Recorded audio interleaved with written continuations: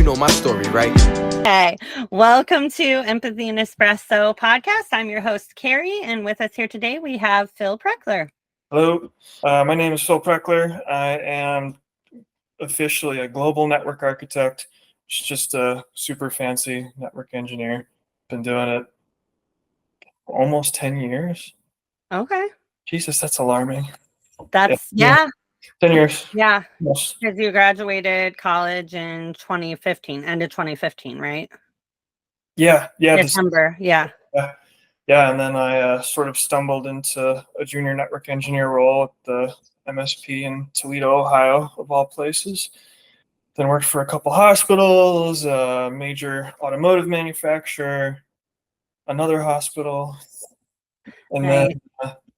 then I don't know if I ever even told you the company I work for now is like a automotive software company. Oh, no, I didn't know that. So Yeah. I've known Phil for 23 years.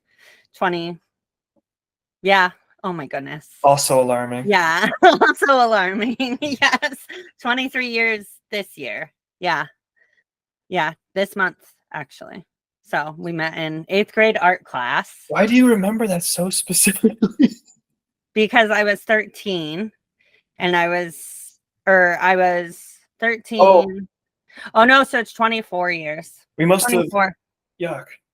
I just meant like this month. I guess because we started school in August in Ohio.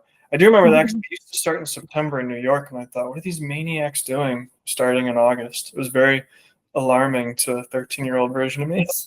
Yeah. Oh, when you moved, yeah, because you moved from upstate New York. Yeah. And they started in like September after Labor Day, probably.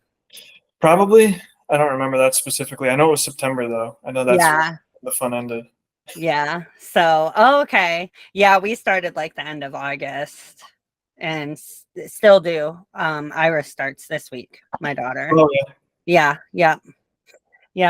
Typical. So, first, before we jump into like the workplace mental health stuff, how do you take your coffee, or what caffeinated stuff do you like to drink? Black coffee. Mm-hmm. Typically espresso nowadays. I do Americanos for the most part. And, Americanos are good. Yeah. I sort of fell in love with them, and I like drip coffee too, but I don't really make it at home anymore. All my various coffee machines are just sort of in the basement, just in case I regress. Decide you want to. What's that? Decide you want a drip coffee randomly. Yeah.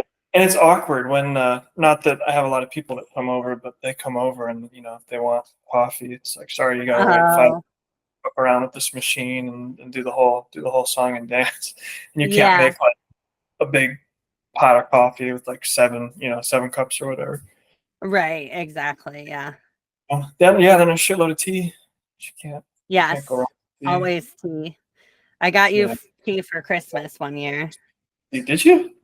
Yeah, when I was in college or grad tea? school, one of the two. I don't know. Yeah, I got you a box of tea, and you got me a nicer gift, and then I felt bad. And my grandma was like, "All you got him was tea." I'm like, "He's hard to buy for." I remember I was buying you coffee for several years straight, or gift cards. Yeah, Starbucks gift cards. coffee or gift cards, and that's still like pretty good. Safe. Yeah, pretty safe for me. Today I drink coffee in every form it comes in, pretty much. If it comes from a coffee bean, I'll drink it, or an espresso bean. I've been into the Americano lately. I filmed an episode with Sheena Barnes. She's the president of Toledo Public School District. And we go way back to our victim advocacy days. Really? Yeah, at the YW. Yep. And now she's an elected official and doing huge things. And so we met at Toll House. Do you know what that is? The cookies? No, not the cookies. Toll House in Toledo. It's like It's like a networking club for like business. A lot of business owners and stuff, local business owners belong to it, but they also have a coffee shop attached called Earth Coffee House. And it's all one, like the coffee house is just in the middle. So it's cool because it's open to non-members too. And they have a podcast studio there. And Sheena's a member, and it's free to members to rent the various rooms. And so we got to use the podcast studio there. And I just ordered a black coffee, and he was like, I just ran out of our drip coffee for the day, and I wasn't going to make another pot, but I can make you an Americano. And I'm like, okay, cool. Yeah. And it was good. It was probably the best Americano I've had. And that's not just because they gave us free studio space. That's exactly how I sort of stumbled onto the Americano. I was in Amsterdam, and I asked for coffee, like drip coffee, and they were like, what are you, stupid? Like, they're like, that's going to take forever. And so they offered me an Americano, and I was like, sure, why not? Really? Yeah, it turns out they're great. Do you do like Amsterdam? I've never been to Amsterdam, but it's kind of on my like bucket list. I've never been out of the US. I've not even been to Canada. And I know, like, I know it's right there. Okay. But I haven't. I don't have a passport, but one of the guests, Ashley Early from the first episode I filmed, told me to get one. She actually expatriated and lives in the Netherlands now. Ooh, yeah. I like there.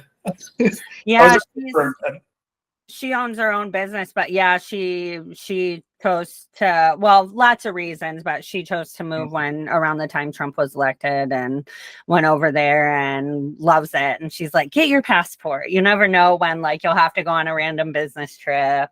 And you've been all over the place, so I should. Well, no. Well, okay. Just in comparison to me. It's like a divide by zero situation. Yeah, what? Yeah. Amsterdam, Italy, and Spain. Canada. You go to Canada a lot, yeah. Yeah. You had to go for work for like meeting thing, right?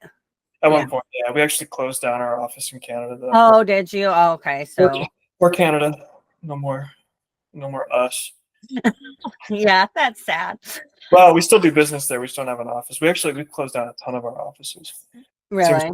Seems to be the thing. Yeah, partly COVID, partly just like an efficiency thing. Yeah, I was gonna say post-COVID, a lot of companies, especially those that are more in the tech industry or at least heavily reliant on tech, have realized that they can save so much money on overhead, because those office spaces and things, especially if you're a bigger corporation, it's a huge cost, and for way less than what you would pay to rent or own a space, an office space, you can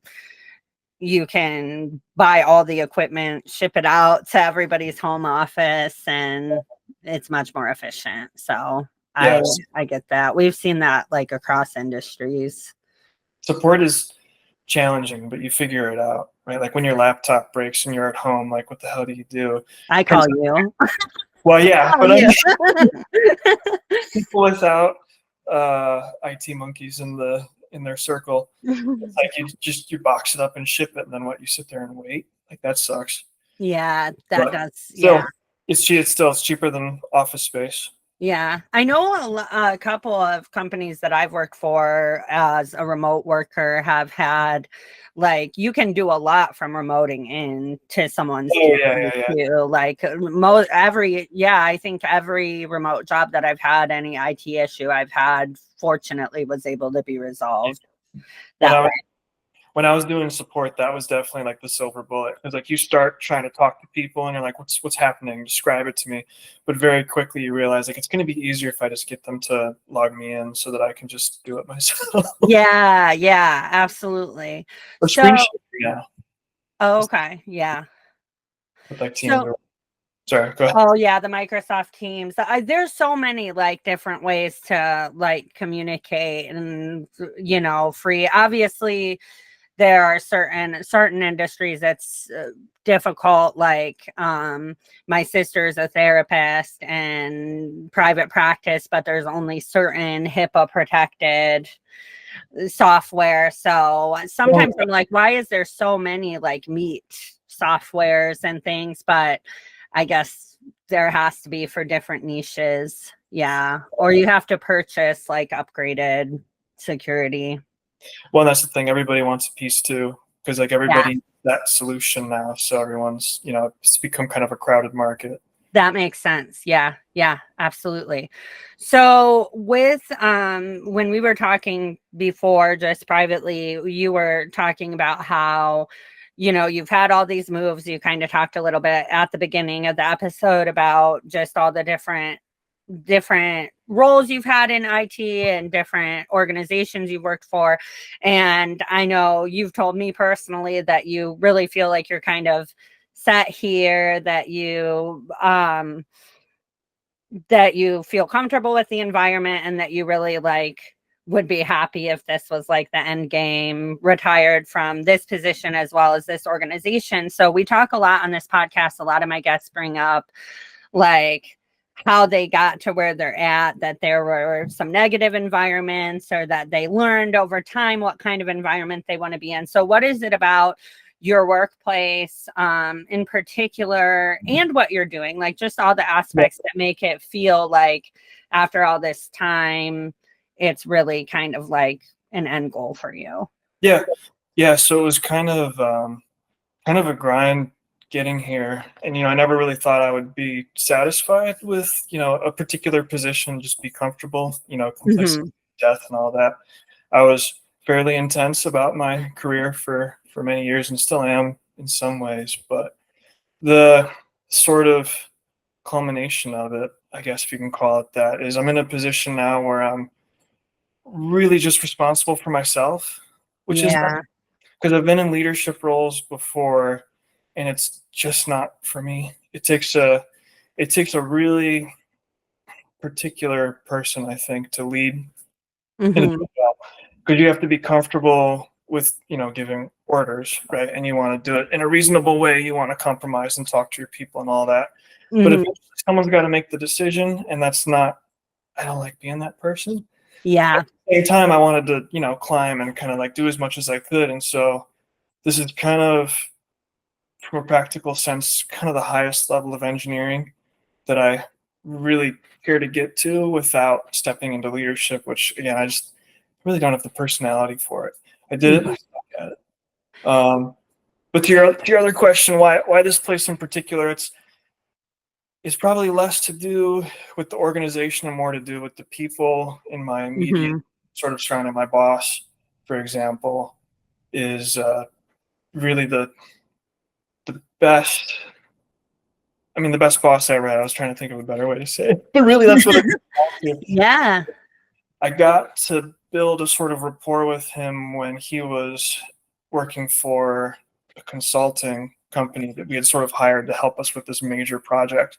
And so we got to kind of work together as like a customer client kind of scenarios. Oh, okay. Yeah. So I didn't have to worry about like saying anything inappropriate or like disrespectful or anything. Not that I would do that, but so we built really sort of a casual, comfortable relationship. And then I was so burnt out, I was trying to quit, and I was asking him to hire me at his company that he worked for. Oh, okay. He didn't really give me much of an answer, and then I found out like a week later it's because we were in the process of hiring him. And that was the end of 2021, maybe early 2022. It's been a couple of years. Okay. And I, obviously I didn't leave. And so I've been working for and with him for a couple of years now, and that's kind of where I'm comfortable. We've got a good dynamic within like the core group, but even more than that, our team globally is just exceptional. And I don't know exactly how it happened, but we're very lucky with the people that we have.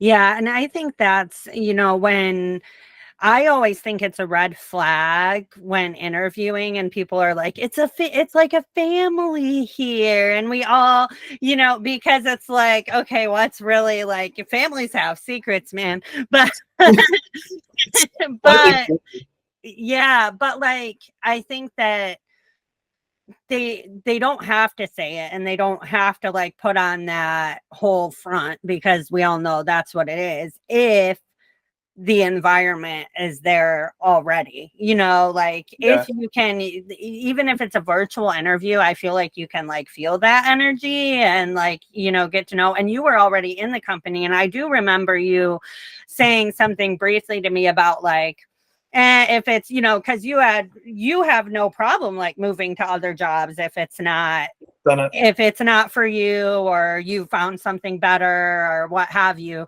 You don't have a big like attachment to it like I do. I get like emotionally attached to everything I do, and maybe that's because I've always worked more in like social work, so that's a little different, because you have that very, very human connection element. It's like the main thing. And so having to start over and build rapport with more clients is difficult. But you were like, yeah, well, if the new boss doesn't work out, then on to the next thing. I'm employable. I have this experience. I have this education. And, you're still here, a few years after we had that conversation. And so to hear you be like, it's weird for me to hear you just be like, yeah, I'm good. I'm settled, because it's always been like, what's the next step? And about advancing yourself, which is great. But so I guess kind of my follow-up question to that is like, how does it feel like to be at that place? Like if you had to like sum it up in a few words, like what would, it doesn't have to be a sentence, but like what would those terms be, or how would you describe that feeling? I mean, it's definitely nice to sort of be there. So it's not like the end. Like I still have that exact same drive to excel and to get better and to do all this stuff. I'm just sort of redirecting it outside of work. So I'm doing other things. I'm working on writing more. I'm working on learning how to play drums and do all this other weird random shit that all of my spare time that used to go into, watching videos about networking and researching and learning, all that energy is just going to stuff that's fulfilling in a different way. Work is fulfilling, and it can be creative, and it's nice to solve problems and to have that purpose and all that.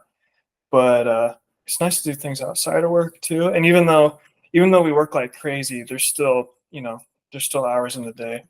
There's other things to do. And so that's really been the nicest part about it, honestly, to kind of just redirect that energy into other stuff. And that's what almost all of my guests have said, whether they're like some version of that, like whether they decided to start their own business for freedom, for that freedom and that feeling of, having that time and working to live versus living to work. And, whether it was that, or whether it was that, they finally found the company that supports them and allows them to like really like put work away at the end of the day and focus on other things. It's really about not work-life balance, in my opinion, but work-life harmony. That's the term that I like to use. And so I think that's what you're describing, is what everyone else has described as like just being able to focus on the things I'm passionate about, because we as humans are not built to just like do this one thing and do it all the time, from the time we wake to the time we go to sleep, and then start over and do it over again. Get stress injuries, and why we all have ergonomic keyboards and shit. Yes, exactly, because it's not natural. It wears you down mentally and physically to just do things over and over and over without any kind of variation. It's gotta be bad for you. It's probably bad for your neuroplasticity too. To never learn anything, never evolve.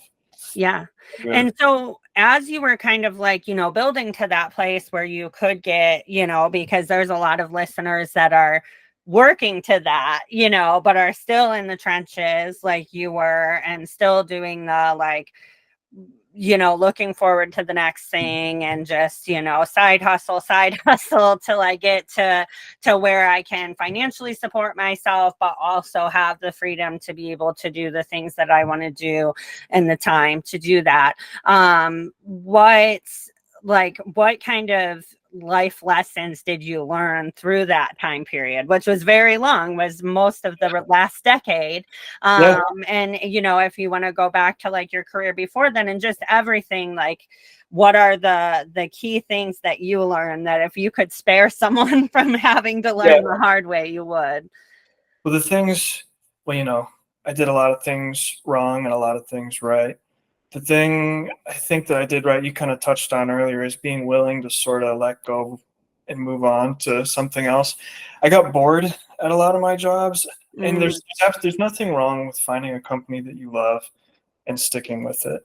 But if you're in that phase of your career where you're trying to kind of build up your skill set and your experience, if you're bored, it's a really bad sign, and you should, you know, keep your options open. Consider if you can do something to challenge yourself more where you're at, and if you can't, I would consider going somewhere else. I mean, that's what I did anyway. Yeah. Honestly, all of my jobs up until where I'm at now, I quit because I was bored. You know, I wanted to keep learning, and I mean, I did. I had to. Right? So then I started looking, and I went somewhere else to where I was more room to grow, more challenge. So that was a good one. I've sort of learned flexibility in, you know, professional and personal life. When you're making a decision, when you're making a plan, kind of find plan A. Yes. Is rarely going to work out, so you should leave room for contingencies. Don't commit too absolutely to one plan. Yes. Have a plan B when you can. And I think that's so important because, like, you know, think about it when we are younger, you know, people are like, what are you going to be when you grow up? And I've even like had to catch myself and like flip the narrative. Like when I'm talking to my kids, like if they're watching a show about careers or, you know, or it's career week at school, you know, really like focusing on like, it's not about like what or who you're going to be. And I feel like that's a lot of pressure to put on like a 5-year-old to be like, what is your career going to be? And it's a lot of pressure to put on an 18-year-old coming out of high school to be like, yeah, go to college and decide right now what you're going to do for the rest of your life. And so, you know, what are some of your interests? What are the things you like to do? But I think it's so scary to think about that. Like that's why like job hopping and things has such a negative connotation. And I've struggled with that in the last 2 years as I've been trying to discover, like, do I want to do this social work thing forever? Do I want to move into more education or marketing, or what do I want to do? And I, you know, I had the jobs that it was like 6 weeks in, I'm like, this is not the place for me, and moved on. And so yeah, exactly. And so I've had a couple of those situations where it was just like, one of them, the environment was great, but the job, I hated the job. The job was not for me. And then it didn't reflect my personal like values, and not, it wasn't against my values, but I wasn't passionate about it. Right. And then the other one, it was the opposite. It was, I enjoyed what I was doing, but I wasn't a fan of that particular workplace environment. And so, you know, when I was talking to my sister, like I often do, like, oh, I can't quit after such a short time. You know, she's like, it's not like it used to be. Like, people are understanding that you have to discover. And that means quite literally trial and error. Like, you try something, and it's better to just walk away when you realize it from the beginning, because it's not good for you. It's not good for the company if you stay where you're miserable. If the red flags are there from day one, just like move on to the next thing. Yeah. It's a short life, right? You Yeah. don't have we're sort of catching up with what I think companies have already figured out. Like, you know, when's the last time you heard about someone getting pension from their company? It's like they're not committed to their employees in that way, like in that kind of exactly. Yeah. way. So why should we, right? Like, it's obviously, yes. I guess it's a balance, right? Because there's something to be said for being somewhere and knowing the history, Mm-hmm. that's super helpful. I mean, in my industry for sure, I'm sure in others. Mm-hmm. To know the reason why a certain questionable decision was made can help a lot Yeah. with the Yeah. next decision. So that's definitely beneficial. But yeah, there's no reason to cling to a job. It is just a job. I mean, Mm-hmm. I certainly haven't struggled with that. Yeah, you haven't. And it's been something like, and I think part of it is just like personality too. It is more difficult for some of us that are, not that you're not an empath, but I'm an empath in the way that it is that attachment, it is that connection. And that's why, knowing me through my teen years, which is by far the most awkward part of anyone's life, in my opinion. Like even, friendships, like if there was a falling out or like, I always take all of that like really, really hard. I've struggled to like cut toxic people out of my life. And I think that that's so similar because I've struggled and stayed in toxic workplace environments or workplaces that just were not fitting for me for way too long, because I think it's like half and half. Like half of it's my personality, like I just can't like let people down, and then half of it is that like that societal expectation and there are still some people in leadership roles and a lot of organizations that have that idea that like when you have a job you have it forever and you shouldn't expect to climb the ladder, you shouldn't expect to get a raise, you shouldn't expect to get promoted, you should just be happy that you have a job and a paycheck. And I think the working generations now, the predominant working generations, millennials and Gen Z, Gen X as well, like I think are kind of like getting really tired of like, no, that's not how this works. It's not what we're here for. No. And work life balance was something that only, if you really think about it, it seems like we've been talking about it forever, but it's really only been a big conversation across industries in like the last decade. And a lot of that is due to millennials climbing up and getting into higher positions and being like, this is a mess. Like my staff is falling apart mentally. I'm falling apart mentally. Like, why can't we just, treat people better? And then, other people are, and that's what the generation coming in is expecting too. I think a contributing factor is technology. I mean, Mm-hmm. somewhat clearly. Like it's great. Working from home is amazing. I absolutely love it. The downside, because everything has a downside, is you don't get separated from your work. You can always be called, you can always be texted, you can always be summoned.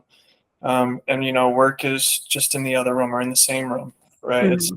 You don't have any kind of separation like you did. Yes. What are some techniques that like you've developed to try to put that separation? So, because I struggle with it too. So I actually, my current job, which I was just talking about loving, I actually quit once, and then I came back. But what I was thinking earlier when you were talking about getting attached to jobs, Mm-hmm.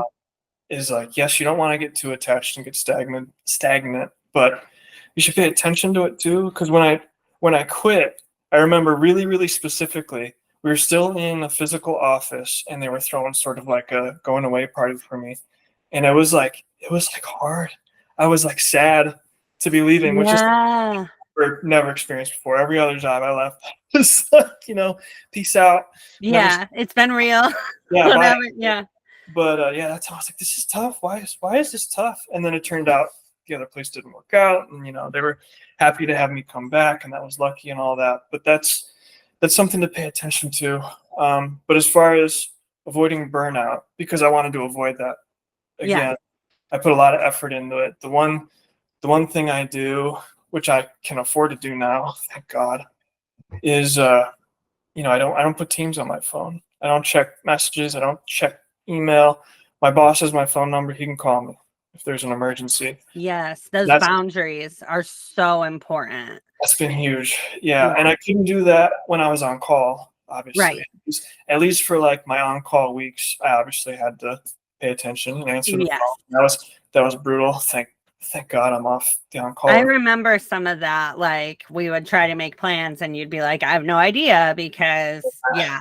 And for listeners, like we live like an hour and a half apart. And so trying to make plans is difficult anyway and happens rarely. But like, yeah, when you were on call, it's so hard because it's like you could have to drop everything.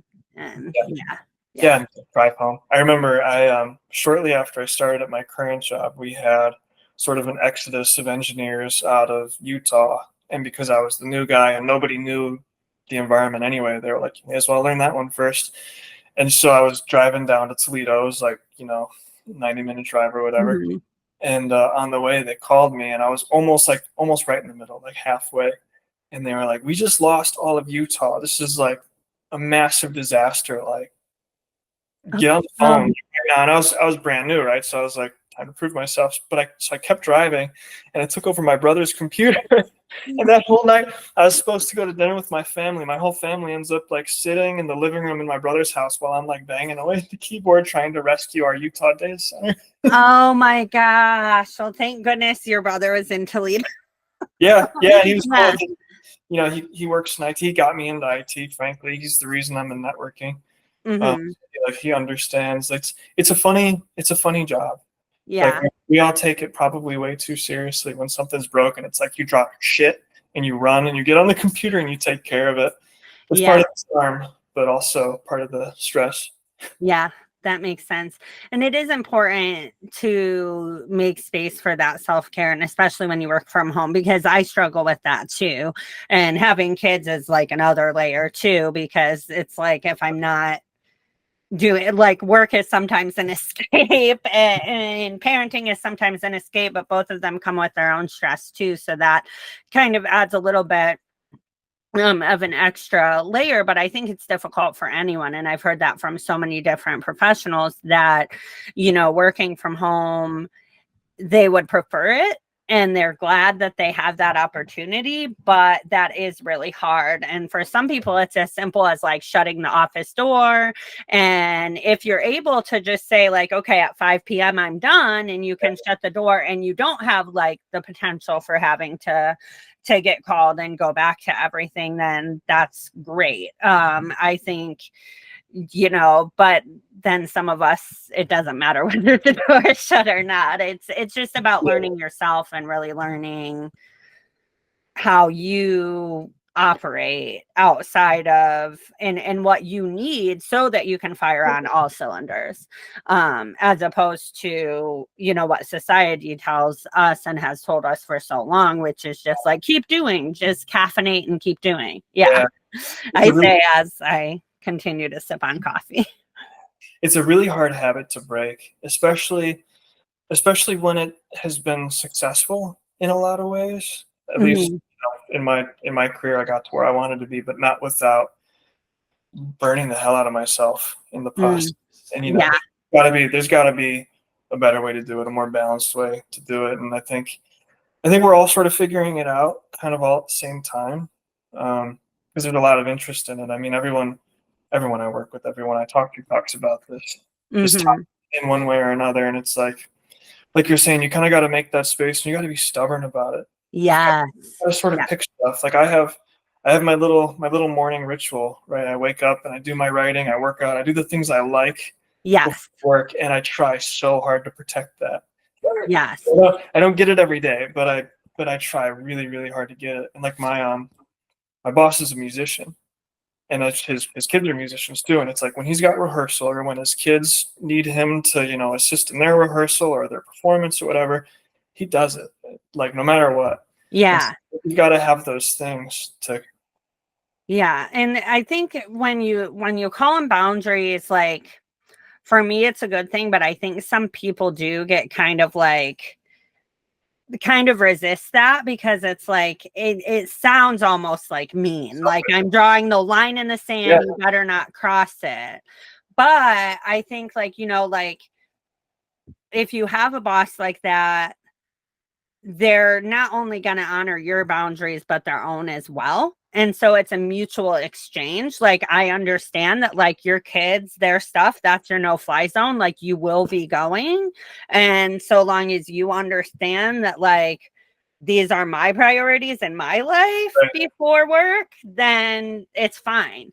And I've seen that a lot more in leadership, being a leadership consultant, training leaders. Like, I have seen that kind of like, oh, like, I didn't see, I've even had leaders be like, man, I was kind of a dick because I held them to the standard that I've always held myself, because I was always told, like, you're here at this time, you get this done, the deadlines, and it doesn't matter. And what do you mean you are having dinner with your family? That's not an excuse. You get back to work if I need you. And so they kind of had that mentality, because we are products of our environment, 100%. So if that is all you've experienced from leadership, when you become a leader, you're going to, kind of have that. So when you have leaders that really understand why they need their own boundaries, I think they're more likely to be empathetic. And so then, I've had those leaders say, well, then when, my therapist or whoever told me I needed to start setting boundaries, and I really got into doing it and got into the practice, I was like, yeah, if I need this, my staff need this. And that's part of that growth and that always learning. But you did mention something, you mentioned burnout a couple times, like that you used to like adamantly try to avoid it, but then you have burnt yourself out many, many times. And I think that people always talk about burnout. I know, like, from a social work standpoint, it's very common, obviously, but it was always this, like, you don't want to get burnt out. Like, oh, I think she's burnt out. Like, it was almost like you have a disease, right? Like, and so at least from my experience, folks don't talk about like coming back from burnout. And what does that mean? Like, do you have to, like, if you're burnout on that career, does that mean you have to abandon that career that you might be passionate about forever? Does it mean that you have to have a different role? Does it mean you have to go into leadership? So, you've discovered that's not your thing. So what has bouncing back from burnout looked like for you? And it's probably happened more than once too. Yeah, I had a very, very high threshold for burnout. The company I work for is very demanding. Right? Mm-hmm. It's part of why I love it, because I can't stand being bored. Yeah. And every job I ever had there, I said, "Oh, you're not going to be bored here," and I was always bored as shit, like almost immediately. Not here, and so that's cool. But as far as coming back from burnout, I think the thing that has sort of stuck with me is the observation and sort of knowledge that everything is like cyclical. You kind of Mm-hmm. go through these phases where you're just going to be working like crazy. It's going to feel like shit. you're going to get beat up, but at least from what I've observed the last few years, like if you just kind of go through it, right, it'll ease up again for a little bit, and then you take advantage of that. Yeah. Take Yeah. advantage of it when you can, catch up on the things that you've been ignoring because of the chaos, because of the firefighting, and just prepare for And that makes perfect sense, because, like, from an anxiety standpoint, because I think anxiety is kind of the leading emotion behind the burnout. Like, you're stressed, right? You're stressed, you're anxious, everything's like go, go, go all the time. You don't feel like you can stop to take a breath. At least, from people that I've consulted, that's been the experience, and that's been my experience. And so I think that, like, with anything we're anxious about, the more we know about it, the less anxious we get. So the more you learn, like, okay, yeah, that makes perfect sense. I would have never thought to like codify it that way. But like, the more like, okay, this is how my brain works. This is how I process stress. And also, like, this is how this work environment goes, right? Like, this is when it ticks up. And thinking about it in social work, we would always like try to identify patterns for each other. We'd be like, okay, well, at this particular agency, which serves this particular population, say work in like the homelessness industry, you're going to have an uptick of clients, you're going to have an uptick of work in the colder months, right? Because you're going to have to house people, they can't be housed outside, that kind of thing. And so, you know, so I think doing each other a service too, and trying to teach others, like in your career, like that's where you can lead from any position, I think, because I think, you know, like when you talk about like leadership in terms of like your position, like leadership in terms of management, but you don't have to be a manager to be a leader. But you hear the term leader in your field, you know, so you're a leader in your field, you've worked up to a higher level position, and you can still, you know, take and explain to like the young guy that's stressed out and freaking out that just started, like, hey, this is kind of the cycle, it'll kind of even out, breathe through it, how can I support you? So can you talk a little bit about like what the difference is for you between like because I know you like to lead and mentor and help people through things in a field that you know so much about, and share that knowledge and educate. You just don't want to be in charge of anybody, you don't want to be their manager. So for you, like how do you feel, or do you feel like you lead from a different position in some ways? That's been something I'm trying to get better at, because I've been doing it very poorly, or probably not at all, for a while. So I kind of actually 2-3 weeks ago, I went to the North America team, and I was like, guys, I don't even show up to your meetings anymore. We don't ever talk. I used to be on the North American team, and then I moved up to this sort of global position. And I miss those guys. So I went back, and I had realized through an outage or a conversation or something, like they didn't even know what the hell I was doing, because I was, you know, I'm building all sort of new crap, and then I'm doing a very bad job of sort of explaining it to anybody. And so this stuff is like springing up, and they'll be in an outage, and they have no idea you even exist, because I've done a poor job of showing them. And so I don't know, I guess that counts as leadership. But what I'm trying to do is join those team calls, come in prepared with diagrams and with something that I want to kind of show them, and just talk with them. So that I guess it comes down to communication, to put it in a word, which has not been my strong suit. Is one of the reasons I don't see myself in like an official leadership role, but that's really what it comes down to. Just keep communication open, showing up to the meetings. Yeah, communicating. And yeah, I think, and I can understand, knowing you for so long, like how you struggle with that, because I think, again, that's part of that like personality. Like you are definitely the type of person that like you don't need a lot of guidance. You're not going to do well with somebody like breathing down your neck, like you like give me what I need to do and I'll do it. And so it's very easy like for you to just exist on this island and do everything, and not, I don't think it's like a conscious, like you're not a rude person, but it's just that you're not thinking like, oh gosh, like I have to, and I think that is part of like coming into that role of, oh, okay, so that's what leadership looks like here. And I think we all have, from any position, from like entry level, I think we have like some responsibility to lead, you know, but you can be like entry level at a fast food joint, but you've been there 9 months. So like, you're going to have to provide some leadership and guidance to the person who started yesterday, you know? And so I think it's just about learning in each position, in each role, what that looks like. But it's not mapped out for us unless we're a manager. Then it's like, okay, you have to make sure they do this, that, and the other. Yeah. And that's where it gets uncomfortable for me, you know, giving directives and stuff. But sharing information is still really leadership, I guess. Yeah. Right.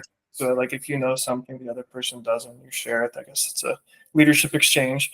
And I've always thought of it as like mentorship, teaching, educating. Yeah. Like if I have more knowledge on a topic than you do, then I can lead by sharing that knowledge. And it's the same way, like being I'm starting as a professor, and I just met some of my colleagues at a meeting, and that's what we were all doing, was information sharing. Like, hey, this is like, we're all here to teach this topic, but here are my subtopics of expertise and this person's subtopics. And so when you run into questions that have to do with that specific area, we're going to share information with each other.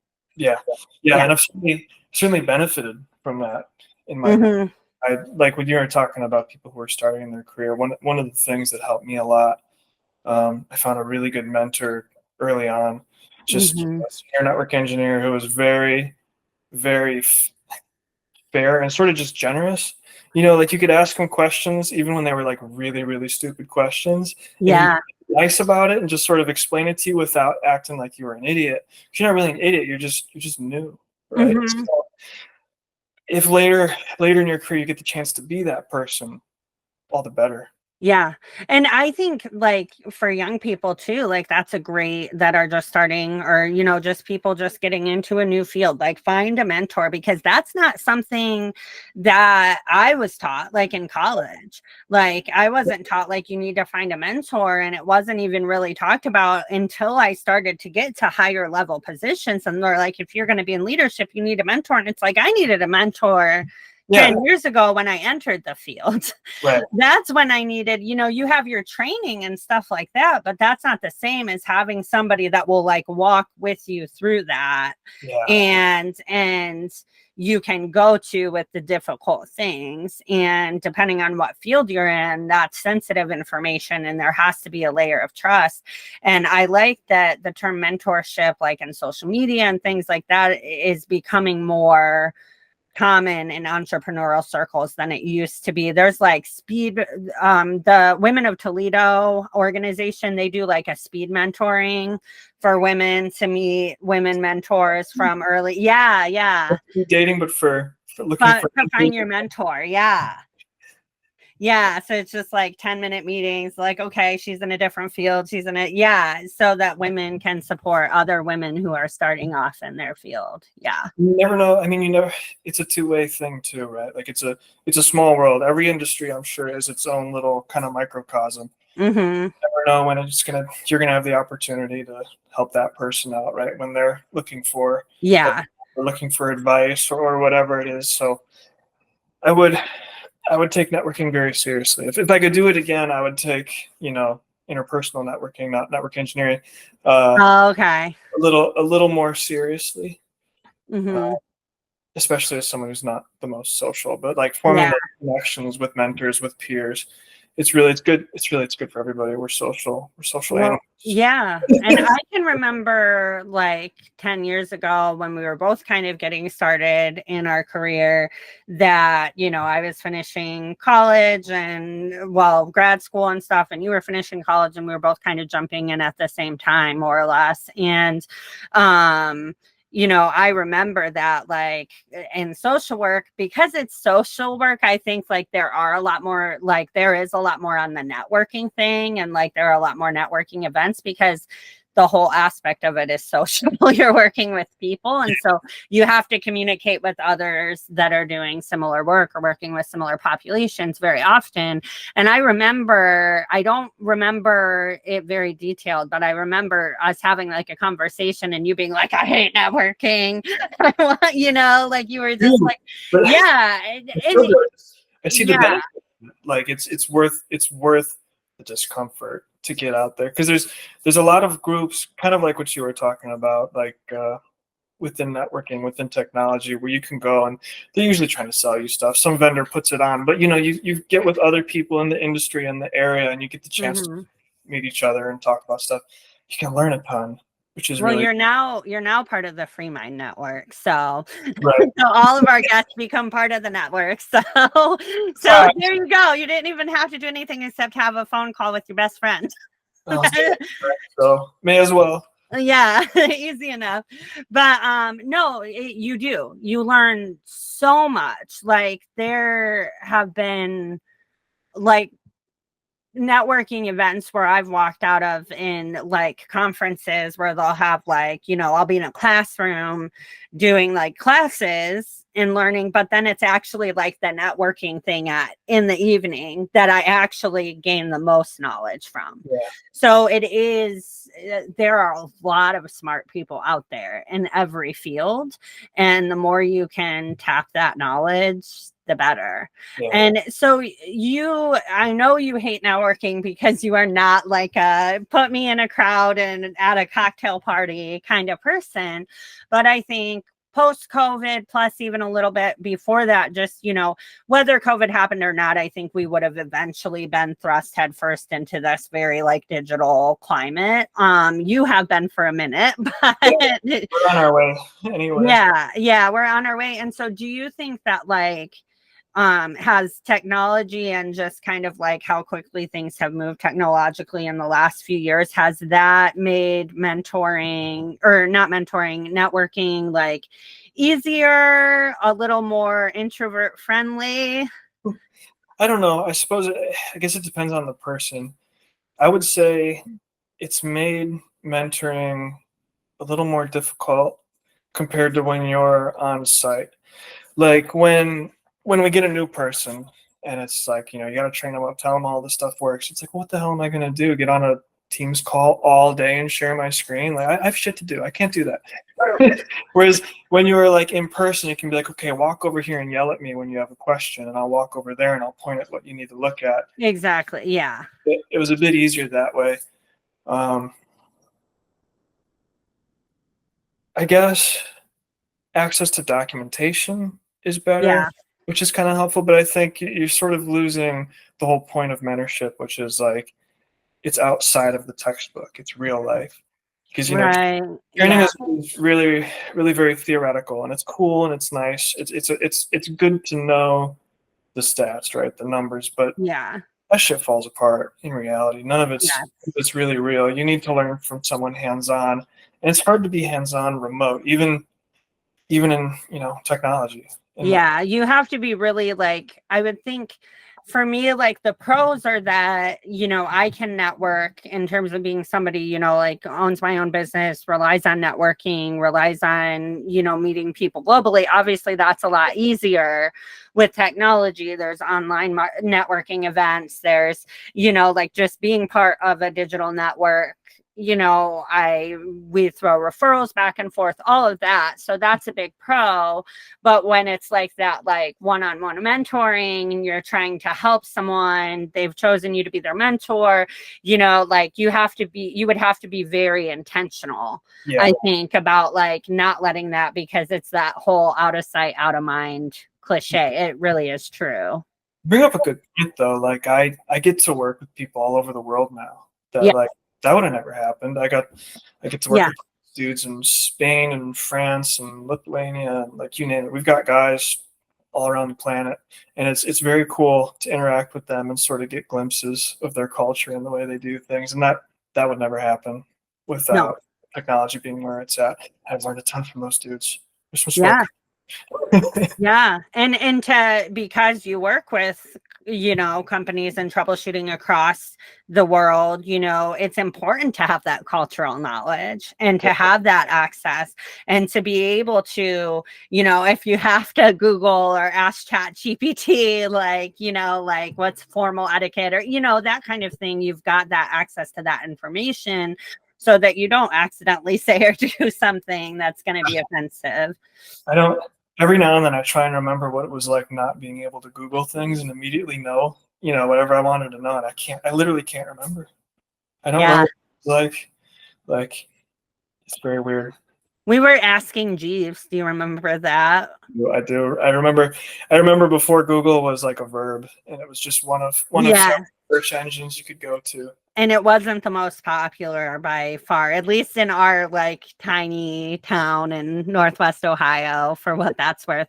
I know that like I don't know if we were in that class together, but I remember like a computer class in middle school where we would just sit around and ask Jeeves, like if we had free time in the computer lab, we'd just ask Jeeves like the most random questions. And we thought it was so cool that it would like pop up with websites and stuff. Like it is cool. We're all kind of numb to it now, but like it's pretty incredible. It is super cool, but like I kind of miss like that wonderment. Like now when there's a new piece of technology, it's just like Here we go again. whatever, or it's more of the debate, like with AI and stuff, like, oh, is it going to take over the world? Like it's more like like you've got the people that are like it's great, and you've got the people, but you don't have that are like it's not great, but you don't have the like, oh my goodness, like this is so cool. Like you just don't have the like wonderment like we did. Like I can remember the first email I sent. Like we were at my mom's friend's house and she had a computer, and my uncle is a computer guy. Like he never worked in IT, but he was like had a computer as soon as like having a desktop in your house became a thing. He was just always like, he's just a tech savvy guy. Like he's just always wanted the latest, greatest. Like he was watching DVDs while we were still on VHS, that kind of thing. And so, like when you still had to watch them on your computer, like I couldn't even have a DVD player in the TV. So anyway, like my mom was like, well, her friend was like, do you want to email your uncle? And I'm like, oh my gosh, it's like, and so like I emailed him, and then he responded in like 5 minutes, and I was like, this is so cool. We're communicating with written words on the computer, and like, and part of that is that youthfulness. I was like 11, 10, something like that, maybe even younger. So part of it is that like children's awe, but I think a bigger part, but my kids would be like, yeah, whatever, like they, sometimes I feel like they're born with a phone in their hand. That's what I keep hearing. And it was a massive, life-changing, world-changing piece of technology. Obviously we didn't know it at the time, but I think part of us probably realized like this is a whole new game that we're playing. If you grow up with it, if you're born and it's already there, it's just part of the environment that you're. Yeah. You still email. You're old. Yeah. You remember? But it still is like it is one of those, and it is kind of cool to like be able to remember like the first one I sent, and to remember when it wasn't like a thing that ever, like we had to go to someone else's house to be able to even access this technology, right? And so I think that like it's really cool because I have 4 email addresses just for work, like for different jobs and stuff. And so like email is still to this day such an integral part. So like to be able to be like, well, I was around when, I think it's kind of cool in a lot of ways too. Have you ever heard of the show Halt and Catch, or I think it's called Halt and Catch Fire? No. It's a very fictionalized sort of account of several major technology jumps, like the first PC, when the internet was first sort of becoming a thing, when online gaming became a thing. And it's this drama, I think it was on AMC, but it's really kind of fascinating. They did a really good job of sort of capturing that, like that wonder. Okay. Because like everybody, all the characters are just total nerds for different reasons, and they're just like they're so excited about the new shit that they figured out how to do. It's a great show. It's really well written. You'd probably enjoy it. I need to go watch it again.